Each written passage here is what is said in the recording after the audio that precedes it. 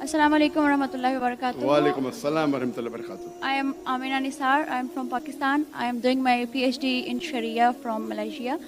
I am a Quran student from many years, but I face a problem when some newly reverted Muslim fellow or friend ask us that how we can guide to them, because I am not expert in this area.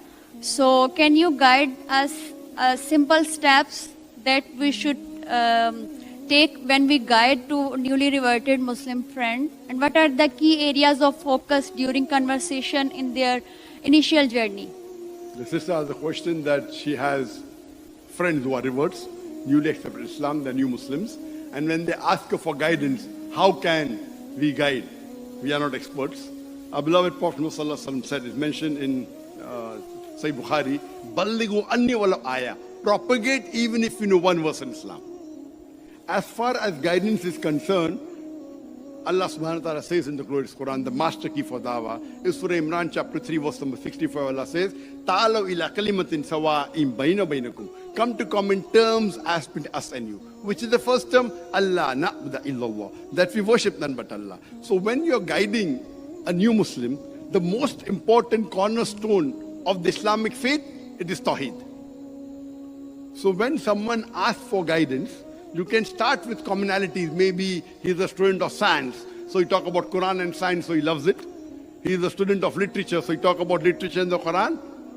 You can start with many things which are commonalities, but your main focus should be Tawheed. The most important factor that can take you to Jahannam or Jannah, it is Tawheed. So we should make the Aqidah, or rather the Tawheed factor, very strong. You can talk about other things depending upon the commonalities.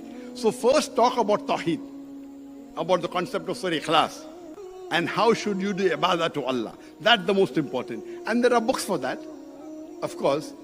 But I've also written a book called The Most Common Question Asked by Non-Muslims.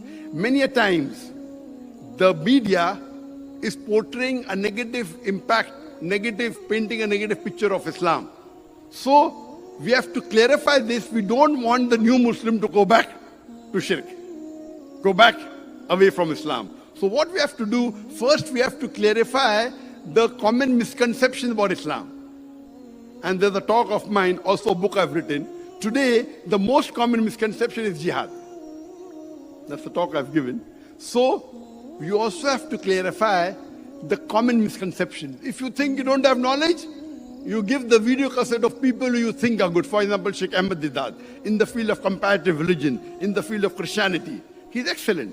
So what you have to do, if you cannot speak yourself well, give the video cassettes or pass the link or the websites of those mashayikh, those da'i who you think are very convincing, so that they remove the misconception.